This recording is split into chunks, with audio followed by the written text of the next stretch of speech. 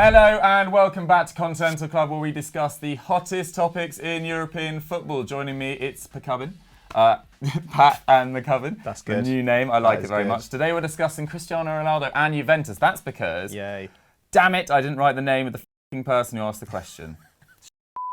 Sorry about that. It came in from @Tamish Bahal, one of our regulars. Thank you very much, Tamish. You can always be relied upon. But before we get into your question, which is considering their domestic performances, will teams like Juventus and Real Madrid be any good in the Champions League? But before we get into that, please remember to subscribe to Eurofootball Daily and hit that notification bell to never miss a video. But yeah, that's our question. We're not going to talk about Real Madrid because they're coming up in our big match preview, so we're just going to focus on Juventus.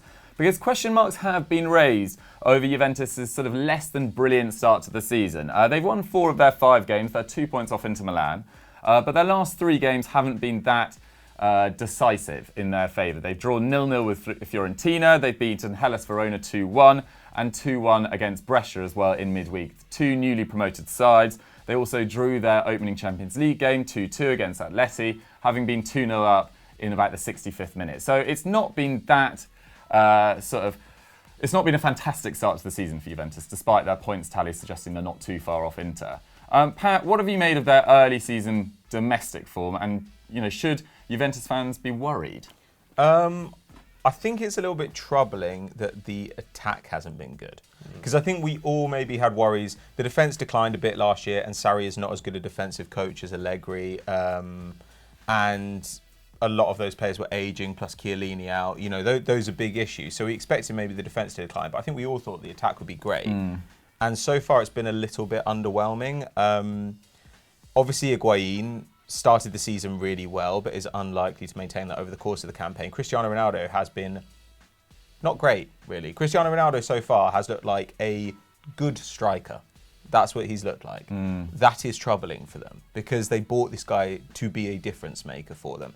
At the same time, I can't really shake the feeling that they haven't got their best talent on the field. And part of that is team selection and part of it is injuries. So at the weekend, we've really seen Ramsey play for the first couple of times in the last week or so. And Adrien Rabiot's still only got about 100 minutes in the league. And while Adrien Rabiot is not like obviously a big attacking element, I do think he'll facilitate the attack because he does so much defensive work and so much ball progression that he's going to allow the forwards to stay further up the pitch. So I do think that Rabiot coming back into the side is going to be kind of key for them. And already, I think he's putting up something like 6 tackles and interceptions per 90 minutes. So that will mean that a player like Ramsey can afford to get forward more. But yeah, I don't know. They still don't seem to have settled on a proper lineup. And it is a bit troubling to me that I think that Sarri's first choice and even his second choice attacks are nowhere near what I think of as their best attack. If I were picking their lineup, I would still play Ronaldo, but I'd play him through the middle, and I'd probably play Bernardeschi and Dybala either side of him. Not Douglas Costa? No, not really though. I like Douglas Costa a lot, but I mean, it seems like Sarri's dream formation is one that includes Higuain and Ronaldo and Douglas Costa, and you think, this is actually quite a long way away from the best lineup for you. And of course, they're getting less out of their fullbacks as well, attack-wise. Like last season, their fullbacks were doing arguably a little bit too much, but there's João Cancelo on the right, who is obviously one of the best attacking right-backs in the world, really. Now they've got Danilo, who's had a fantastic defensive start to the season, but he's not going to give you much in attack either. So I'm kind of a little bit concerned about how this is all going to stitch together. Yeah.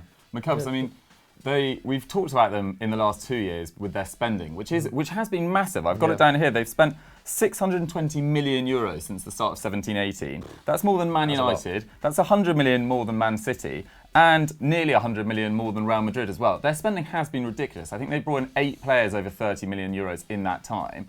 But yet they don't seem really any closer to winning a Champions League compared to the 2015 and 2017 seasons. I mean, they seem further away. Like they genuinely seem further away, and it's funny because that's not taking into account how much they spent on Higuain the year before. Obviously, that was a bit of kind of a make weight with the Pogba sale as well. But yeah, and it's just obviously Juve have had a bit of a reputation of kind of getting the most out of older players over the years, but they do look pretty old. Obviously, they renewed the defence this summer, but like Pat was alluding to, the kind of the persistence with Sarri at the moment to try and fit Ronaldo and Higuain into an attack when he's got Dybala at his disposal as well, is a bit strange.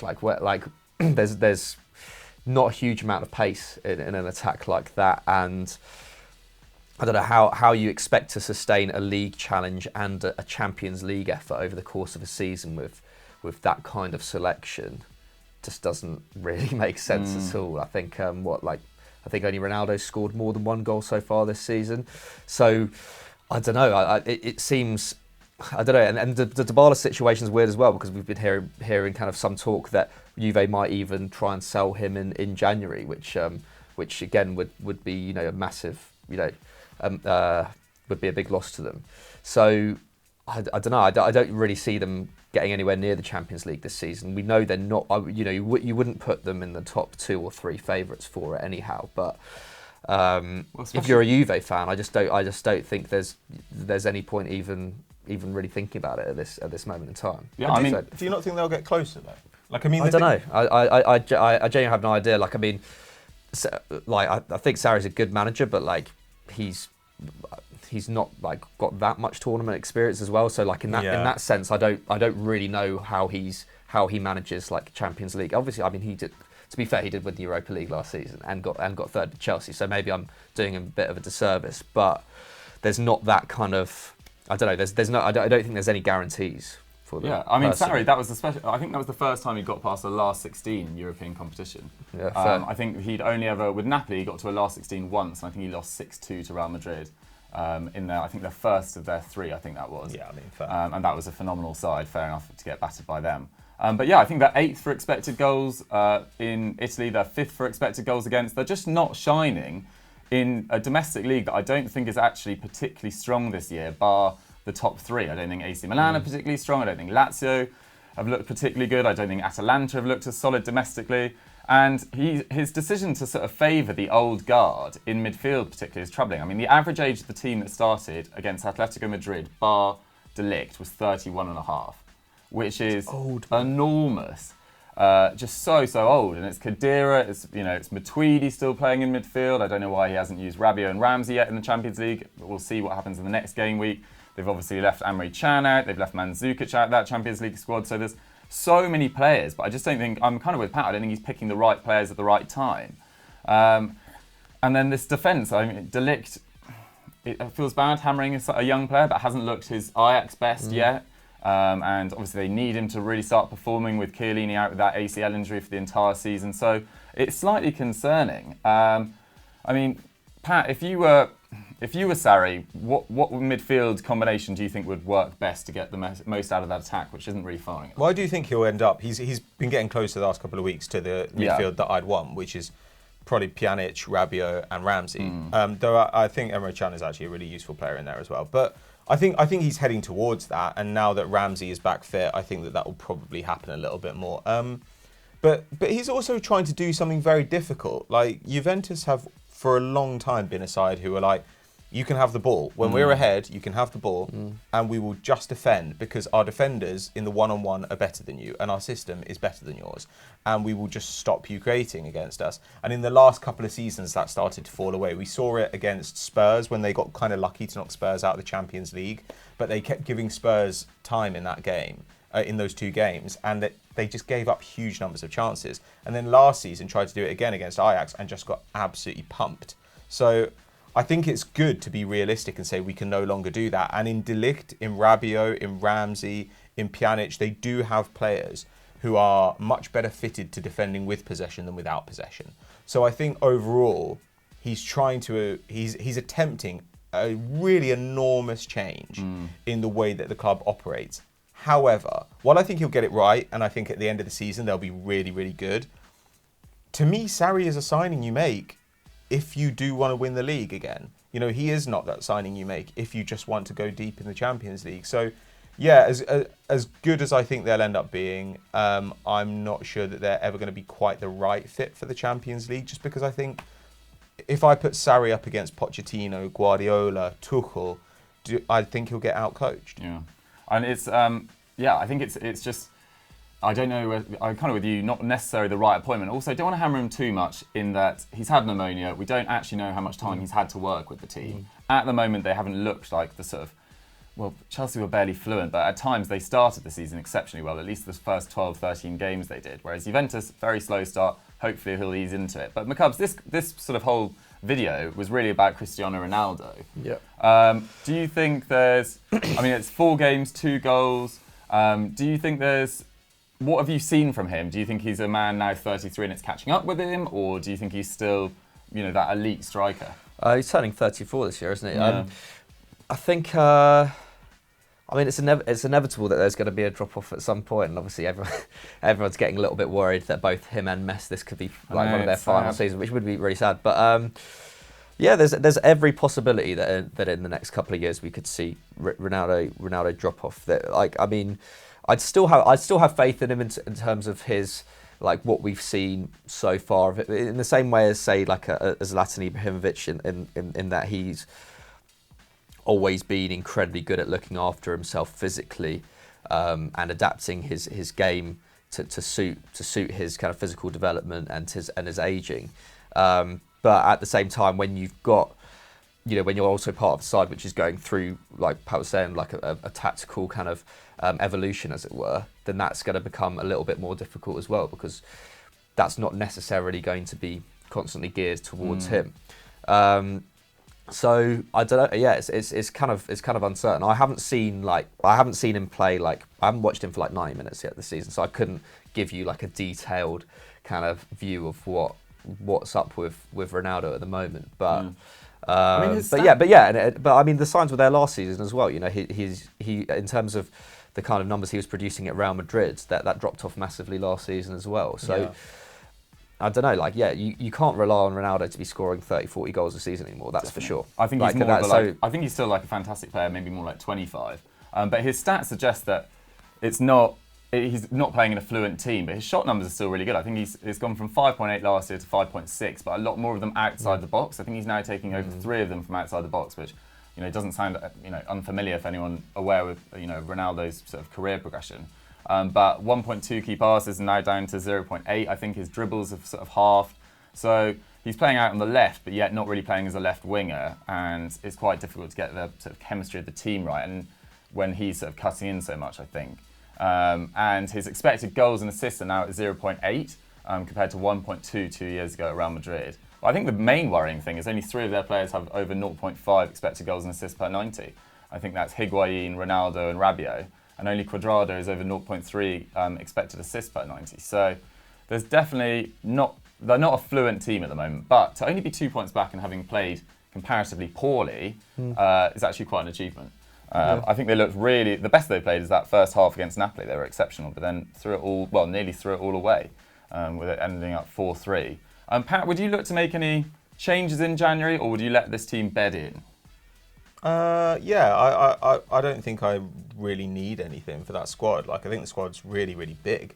And they've got a bunch of players out on loan who they'll have their choice from next year. But to me, this is just the danger of running things the way that Juve do. Juve do a great job at picking up undervalued stars from other clubs, whose contracts are coming to an end, or who, say PSG didn't want Matuidi anymore, Juve picked him up for a song. Eventually, the issue there is that you've got a load of old players on really nice contracts and they don't want to leave. So this is the trouble they had this summer. I think in an ideal world, they might have kept Pellegrini this season. They might have thought about keeping Romero. I don't think they wanted particularly to sell Dybala if they could have sold anybody. They were having to shop him around because they can't shift Higuain, they can't shift Mandzukic. So to me, I'd think much more about freeing up squad space by trying to get rid of some of the old guard. And if that left me a little bit thin down the stretch, I'd take it. Fair. Right, lads, it's prediction time. The Cubs, where are they finishing in the league, and where do you think they'll get in the Champions League quickly? I think they will finish. I actually think they'll finish second in Serie A. I think purely just because Conte is such a good league manager, I can see him getting into there by hook or by crook. I think second in the league, and I think Champions League quarters again. Fair. Pat? I'm still going to say first in the league, but I wouldn't be surprised. Champions League, honestly, it depends on draw. It really does, but I think probably quarters maybe. Yeah, I've been really impressed by Inter Milan. I'm really enjoying watching them this year, but I still think Juventus probably have more over a 38-game year. And then Champions League, don't want to just go with what these guys, but I can't really see them getting into a semi-final. So I'm going to have to go quarter-final or last 16. So another year of disappointment for Juve fans. But guys, let us know what you guys thought of our opinions on Juve in the comments down below. And let's move on to our big match preview. For our big match preview this weekend, we have an absolute cracker. It's Atletico Madrid versus Real Madrid, 8 p.m. this Saturday. So it's second hosting first this weekend, with both sides coming off good midweek results. Atletico Madrid beat Mallorca 2-0 away from home with goals from Diego Costa and João Felix. Real Madrid got their second consecutive clean sheet with a 2-0 home win over Osasuna. Newly promoted side had taken points off Real Betis and Barcelona this season, but Real Madrid actually put in a really good performance. So two teams in reasonable form, Pat. Atleti, the hosts, who have sort of got a bit more attacking verve about them in the last month or so. Yeah, obviously they started the season averaging about 6 shots a game, though I think by XG they've still got something like the 5th best attack in the league because they were creating really big chances with those shots. Recently there's been an uptick. I think it was 12, 13, 20 shots in their last 3 games. That's not consecutive, but it shows that when they need to, they can actually produce some volume. And though their average is still just over 10, they're gonna push up over the course of the season. The concern for them in this game is that Morata's going to miss it, and Morata has been probably the most dangerous player so far. He's got something like 0.84 expected goals per 90, which is by far the best in the squad, unsurprisingly, and one of only 2 players to hit 0.5. Though Diego Costa is on 0.66 expected goals and assists per 90. However, there are a lot of fans who were kind of criticising us because last season we said Diego Costa might be done, and he's still taking 1.9 shots a game currently. This is troubling to me. I think they're quite reliant on João Felix to do a lot for them because Vitolo is one of their other better goal scorers. Redemption for Vitolo. And also weirdly their right back is a place they expect to get a lot of production from. You know, Santiago Arias played in midweek. I think he got like 6 tackles and 2 key passes in that game. And obviously Kieran Trippier has led them in passes into the box. And partially you expect that guy to be doing a lot. With João Felix cutting inside, you expect that the guy playing at right back is going to be pushing up the wing. But they play a really unusual system. I don't know. I always find these ones really difficult to predict. But Atleti have been solid so far. They've got 4 clean sheets in 6, though XG says their defence is not quite as good as it has been in the past. 3rd best in the league. But their only loss came to Real Sociedad, who actually are great this season. So, I don't know, at the Wanda Metropolitano, I kind of think that you have to favour Atleti. Even though Real Madrid got a very good result away against Sevilla, I still think Atleti they've got this much stronger midfield. And so you'd expect them to control the way the game flows. And as a result, it doesn't necessarily matter if their attack isn't quite as good as Real Madrid's. I think they'll just have more of the ball and be able to do more with it. Yeah, I'm really excited to see João Felix in this game. Watching the highlights of him versus Mallorca, he's just so direct, and he's not the most like beautiful player to watch aesthetically, in that he goes on these mazy dribbles occasionally, but he's just, as soon as the ball gets to him, he's getting a shot off. He just does remind me of like a sort of a Cristiano Ronaldo when he first went to Real Madrid, in that he's so like on the ball in terms of his shooting. He's like really exciting. Stefan Savic as well has looked very good at the back as well, although Simeone's played a sort of variety of centre-back pairings, but it hasn't seemed to matter too much. They've kept 4 clean sheets out of 6, but in the other 2 games, they've conceded 2 goals in each. So it'll be interesting to see how they can do against the sort of, I was about to say rejuvenated Real Madrid attack, but they had a very good performance in midweek McCubs against Osasuna. A very solid win. And Real Madrid have responded pretty well from that embarrassing result in Paris. Yeah, I mean, they looked awful, didn't they, at the Parc des Princes. Really looked just a step down from PSG, who were, to be fair, very good, but didn't have to put in their most amazing performance and were really under strength as well. But yeah, they've responded really, really well. Obviously, the Sevilla result, I think, psychologically was really, really big for them, especially kind of fans who saw this kind of start to the season as just being a little bit spineless, I guess. In fact, to go to quite a difficult stadium in the what is the Sevilla saying? The Pizjuan. Yeah. And be the better team and get the result, I think was very big for them. And then Osasuna midweek, obviously they'd they'd drawn with Barcelona earlier in the season, so not the easiest game, but they were comfortable victors there. Obviously, Rodrigo came on, scored a fantastic goal. So, yeah, they do very much seem rejuvenated. And yeah, I think that the performances, even more so than the results, are just very, very heartening for Los Blancos. I think the midfield looked very good against Osasuna, a lot more combative than we've seen in recent weeks. I think Casemiro got something like 9 tackles and interceptions. Toni Kroos as well. Valverde played as well. Yeah, and Valverde came in as well. Yeah, so I don't know. Yeah, I think Kroos got something like 4 tackles and interceptions. So I don't know. I think this will be pretty even affair, and I think Real Madrid can probably go into it with a bit of confidence. I think considering Barcelona's early season form and the continued kind of absence of Messi as well, I do kind of think that Real Madrid now are probably seen as favourites for the title. I feel. Yeah. I mean, just in terms of I don't know, just in terms of their strength and depth and the kind of where they are in the table at the moment. Barcelona now have a bit of catching up to do. I think Atleti as well have had a solid start to the season, of course, but I don't know. I think there's maybe more question marks about Atleti still in terms of like what they're going to do over the course of the season. Yeah, I'm not ruling out Barcelona just yet, but I mean, for Real Madrid, for all their chaos that we've been talking about, top of the table, unbeaten. Their defence is still a bit questionable, their of course. Defence is, but they played Militao in midweek and Nacho at left back as Marcelo and Mendy are injured. Nacho was pretty assured at left back. They played Odriozola and I think it was Ramos pairing Militao.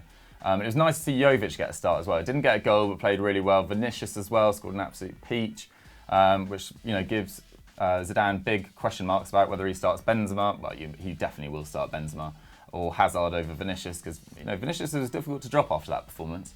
But head-to-head suggests that Atleti are actually slight favourites. They lost this fixture 3-1 last year, but of the last 10 league games, Atleti have won 3, Real Madrid have won 2, and they've been 5 draws. So they've all been pretty low scoring, so don't expect necessarily an absolute thriller. There's also a few injuries to tell you about. So Atleti, Vršalko and Lamar are out. Morata's obviously suspended after getting sent off, after getting 2 yellow cards against Mallorca. He was furious, actually. The highlights package that I watched didn't actually show what he was so angry about, but he got very angry with the Mallorca captain. So let me know in the comments below what actually went down there. Real Madrid, Asensio, Modric, Marcelo and Ferland Mendy are out. So problems at left back, but Nacho did play very well in midweek. So guys, we need a quick prediction. My Cubs, score game in this. I'm going to say 2-1 Real. 2-1. 2-1 Atleti. I'm going to say 2-2, actually. I think it's going to be... You love a score. I love a score. You love a high score. I love a score. Like, don't expect goals, 2-2. Yeah, they don't often make sense, but I'm praying for some goals this weekend. It should be a cracking game. Cannot wait to watch it. Let's move on to quickfire questions. We're just going to do one quickfire question because we've been rambling on for ages. We're going to do DeWattville94's question, who says, should Phil Foden push for a move and seek similar successes to those enjoyed by Sancho or Nelson? Or is less game time a small price to pay for training sessions with Guardiola and the squad? I like this question, and I really rate Phil Foden. You guys, we've had this already off camera. Pat does not rate Phil Foden. I don't not rate him. I'm saying that I have no reason to rate him or not. He's currently... I think he's played very well when he's played. A prospect who everyone's talked up. He's kind of like Mason Greenwood, right? Everyone's like, Mason Greenwood's amazing. Like, is he? But we'll see. There's a lot more. Maybe more is. Minutes on Phil Foden's back than Mason Greenwood. Okay, but here's the thing: like every club massively rates their prospects. Every club does, but there's only so many prospects who can be amazing. And I just think, like in Phil Foden's case, it's like maybe he's great, but he comes into the team and he looks pretty good. He looks fine. He doesn't look amazing. He does look great. He doesn't look as good as Iheanacho looked for Man City, and everybody says he's a bust at 22. Like he looks good, but he's also in a super elite team. He tends to play garbage minutes, and actually, when he was playing in the Champions League. He just took part in all their losses. Like, he kept playing in these dead rubbers in the Champions League, and they were like, really exciting game today for Man City. Phil Foden's going to start. What's happened? Oh, they've lost 2-1 to Basel. congratulations, Man City. Yeah. Whereas at least people have come in for Sancho and people came in for Reece Nelson. Like Nagelsmann wanted Reece Nelson, which is quite a vote of confidence. And Reece Nelson banged goals for Hoffenheim. We don't know for sure who's come in or not come in for Foden. I just think... Sure. I don't have his stats available, but we whenever... normally get quite a lot of rumours, don't we? Yeah, true. But whenever I have looked at Phil Foden's numbers, I think he's looked excellent in the minutes he's played. I'm really excited about it. You might say it's because I'm English and I want a young... Well, half English. I want a young central midfielder to come through that can really dominate the English midfield for 10 years to come. I potentially think Phil Foden is someone to get really excited about. Yes, I'm not saying he's the finished article. I do want him to get more game time. And I'd love to see him go out on loan. Go out on loan for 6 months in January so we can shut people like Pato up. But people don't tend to take gambles on people in his position. Like, the thing is about taking a really young winger is if you play an 18-year-old winger and they're not great in that game, they're not going to, like, destroy the game for you. So, like, an 18-year-old winger can only do so much damage by being bad, whereas, a young central midfielder, if they're bad, you will probably lose that game. Like, just because I agree with that. That's such an important position. But I don't know, it's like, everybody constantly says, oh, Phil Foden's amazing. Isn't Phil Foden great? Phil Foden, he's going to be the next star of the England setup. He's such a good player. And it's just like, maybe he should play some football at some point, and then we can see if he's actually good. Yeah. Rather than just, like, a kid like with a slit in his eyebrow who's overpaid and thinks that he's God's gift. Reece Nelson. Oh my God! Wow, bleep that. Reece Nelson. It's fine. Yeah, but it's so unnecessary. Okay, is there any evidence that he's a better prospect than, say, Tom Davis at Everton, who actually when he paid? Call him he's not a better prospect than Tom Davis. No, but I think there is. There is. He's no Reece Nelson. Reece Nelson's a great boy. I think there is still clearly evidence that Phil Foden is way above average as a prospect, right? I know he's won the Youth Cup. So has Morgan Gibbs. But if you look at the amount of talent that City have produced over the last 5-6 years, how many of them have actually had a real shot at making the first team? Basically, none of them. Yeah. Brahim Diaz, who by all accounts, there was a lot of evidence that he was a fantastic prospect, was deemed surplus to requirements by Guardiola last year. I think you can trust the judgment of one of the greatest managers the world's seen in the last 30 years. When he signed Dmitro Shigrinsky, that was great judgment. When he said Bojan Kirkic and Teo and he's at Cuenca, we're going to be superstars. That was good judgment as well. And also his judgment in the last week with this Bernardo Silva issue, that was pretty good, wasn't it? But that's definitely on the right side of that issue, Pep. That is a completely different conversation. And the players that you're talking about, it goes to his judgment. Well, this is his judgment on footballing matters. I think Reece Nelson knows more about football than Pep Guardiola. I think he's a delight. But what I'm going to get onto. You're mixing the insane with your arguments as well. I'm an agent of chaos. You are an agent of chaos. This quickfire has turned into... I agree with what you're saying. Obviously, he rates him highly, doesn't rate him highly enough to play him, but rates him highly enough to keep him. Which actually he did with Brahim Diaz for a while until eventually he was like, we can actually get pretty good money for this kid and he wants to leave. Yeah. So it's possible that Phil Foden runs down his contract and at some point he's like, I'm 23, maybe I should go to Burnley. Silva's retiring at the end of the year though, right? Yeah. And I think that's going to open up a window for Phil Foden to be able to take advantage of. And considering the kind of position he plays, I don't know, if you've got a midfield of Rodri, a year on, way more adapted to City's style of play and way more adept in that position, and then you have, say, De Bruyne and Foden there.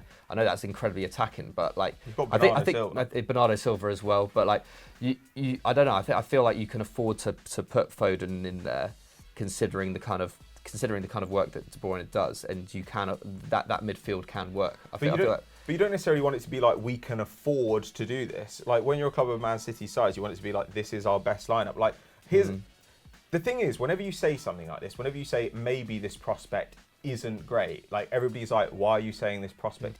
And you're like, that's not what you're saying. Yeah. What you're saying is that every club has prospects they're excited about, and very few of them make it. And very few of them, even if they make it, Phil Foden might, Alex Iwobi, was a success at Arsenal and ended up being a £40 million player for a side that are going to finish in the top half of the Premier League. That's a success. But he's probably not going to be a starter for a side that, say, wins the Champions League. So there are levels of success. So even if Phil Foden ends up being good enough to play in the Champions League, is he good enough to play in the best team in the world? We will find out. That's the issue with Phil Foden. There's still a lot to be seen. And at least Nelson went out on loan. Jadon Sancho took a big gamble on his own talent, which I think is like totally commendable. And Ademola Lookman is doing the same, right? I think that all those players should be commended for being brave enough to do that. And I would like Phil Foden to at least say to Guardiola, even just to say, like, can you loan me out for half a season so I can actually play some minutes in a top league? So I would love to see him go to a club and actually like play some football, because at the moment Phil Foden is just like an eyebrow slip with a name. I think it's, as you said, very difficult to break into the best team that possibly has ever existed in England. But we shall see in a year's time whether he steps up in David Silva's shoes. But yeah, come back, fans of this who are watching this right now, come back in 10 years' time. I'll probably be bald and fat. Pat will be running some analytics company. McCubbs, I don't know where you'll be. And we will see who has turned out better between Reece Nelson and Phil Foden. And I would willing to put a £10 bet on right now that we will say Phil Foden has the better career. But that's just like a 50-50 shot, isn't it? It's not a 50-50 shot. I'm going on everything we've seen so far. Which is? Exactly. He's got the limited minutes that both have played. He's got an earring. Anyway, that's all we've got time for on Continental Club for this week. Hope you enjoyed the absolute chaos that was quickfire questions this week. It's not normally as lively as that, but I did very much enjoy it nonetheless. Go leave us a comment with what you thought of our opinions. Wage in on this Phil Foden, Reece Nelson debate. Is Ronaldo finished, etc., etc. McCubbs, what should the good people go and do now? They should go to squad goals. I believe the new squad goals is out. We've got I'm Alex on there for all you wider YouTube fans. And go and check out Stat Wars, obviously, on this channel, because that's hotting up as well. The league's very tight at the moment. It is. Sonny and Hammer went up against each other. That was about less it. tight. That fixture. Yeah. Pat, anything from you? The game's gone mad with me and Pete Dorman, aka Mean Boys. We talked about the Emmys, we talked about the FIFA Best Awards, we talked about what's going on at Spurs, threw some shade at Olivia Dodd. Yeah, it was good. Happy days. Check it all out. Thank you very much. Don't forget to like and subscribe. See you next time.